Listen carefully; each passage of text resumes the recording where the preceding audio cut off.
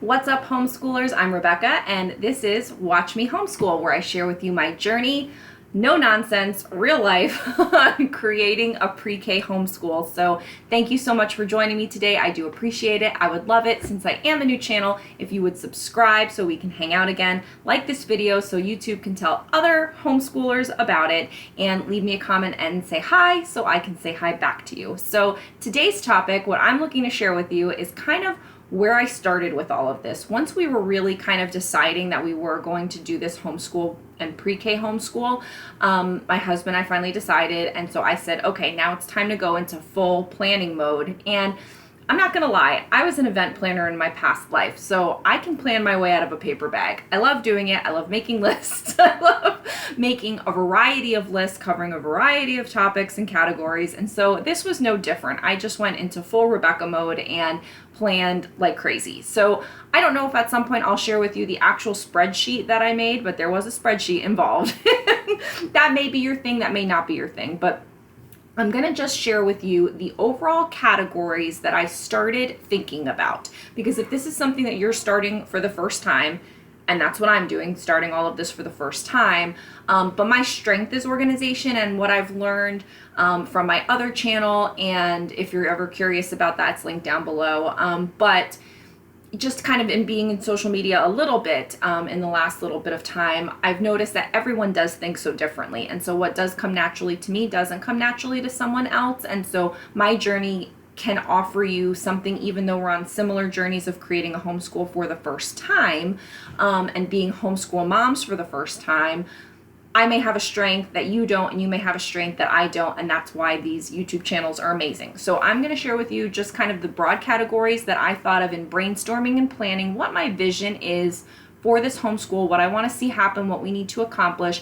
I'll do separate videos on a lot of these topics, and I'm not going to share the exact spreadsheet because it has some personal things in there. I don't want to redo the spreadsheet to take those out. So we're trying to be time efficient. So basically, I just started doing research on a lot of different categories. And the categories were, the first place I started was benchmarks. So the goals, benchmarks, or key takeaways, key things that grade level needs to learn. So this would obviously apply for all grade levels, but again, we're talking about pre-K in my situation. And so I looked up like pre-K, VPK, because we're here in Florida, they call it VPK, which is voluntary pre-kindergarten. So I went on the state's website. Of course, I went on Pinterest to pull together a list of core things that we want to focus on and make sure that we have as outcomes for this learning year. So I will definitely do a separate video on what all of those are and go into that a little bit more deeply. But that's something that I started researching right away, so I would know what I'm getting myself into. And initially, I should say, I wrote all this out like in a notebook, because when I'm brainstorming, I like to write things in notebooks. So I did a different page for each topic. And once I kind of got my topics and categories lined up, then I made a spreadsheet for it, because pretty much how I tackle everything is in a spreadsheet, how I get things done for my business and for now, obviously, Geo and homeschool. So all that's going to happen in a spreadsheet. But so benchmarks, the next thing was schedule. And along with that, a close second is format. So what days, what calendar period, like how many months.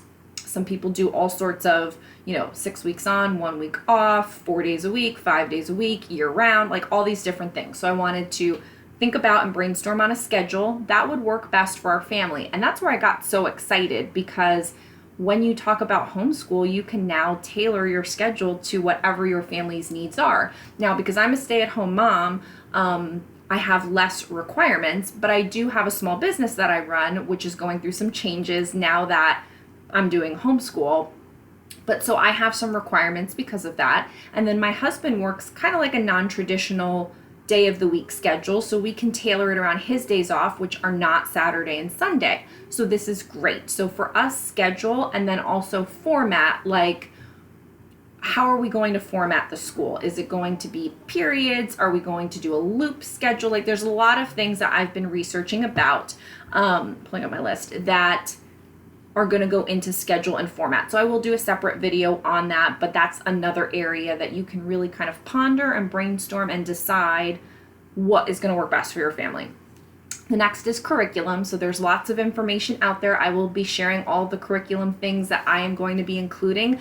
There are lots of different categories and names and companies and like schools of thought or whatever, I don't even know, genres of types of learning that people have. And I'm not going to get into all of that. Like, I'm flying by the seat of my pants here. I'm doing pre-K. It's not an official public school program from kindergarten on.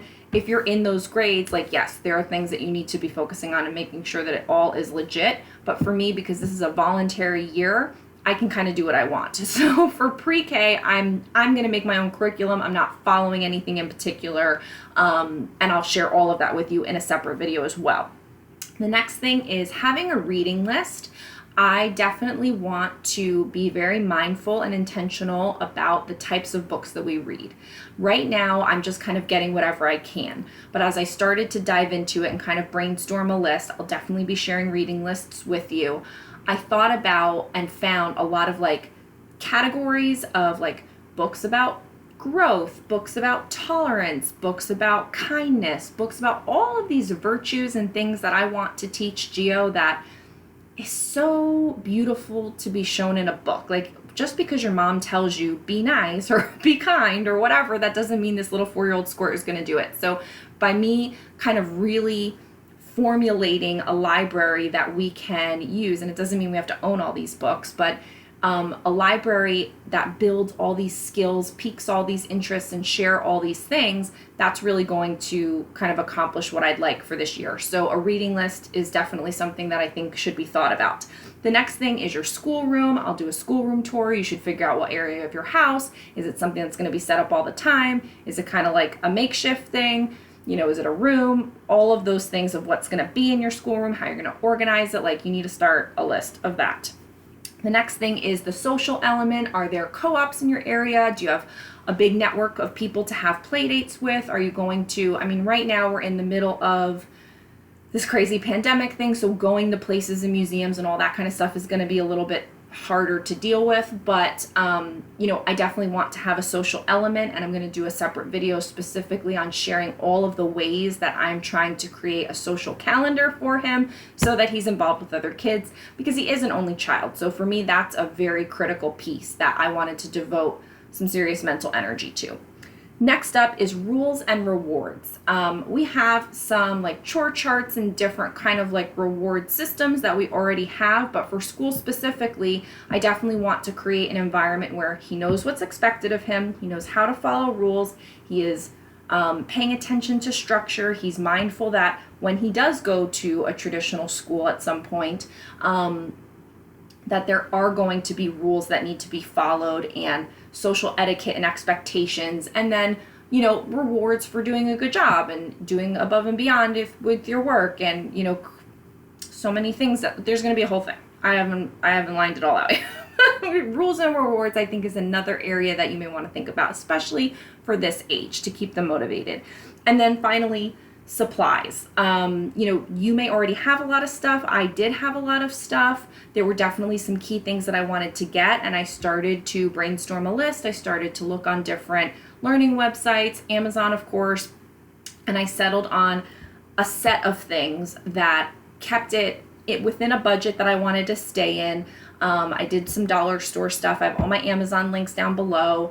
And then I did go to some other websites, learning websites. So I'll be sharing all of that with you, but I do think for you, you need to kind of think about what sort of supplies you already have, what kind of supplies you need that you want to have.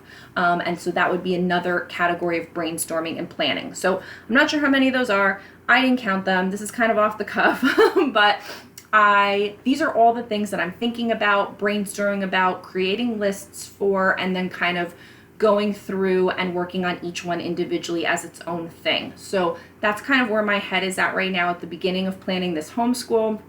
I'm super excited to share with you all of the ideas and research that I've done, so hopefully it will be a little bit easier for you as you get into all of this as well. So, and if you have tips, I'd love for you to share them down below. So at this point, go ahead and subscribe to the channel so we can hang out again for more homeschool hauls, product reviews, day in the life, tips, and just generally sharing my journey. I appreciate you coming on this journey with me.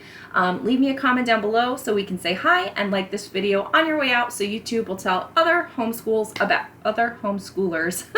about it. Thanks so much, and I'll see you in the next one. Bye.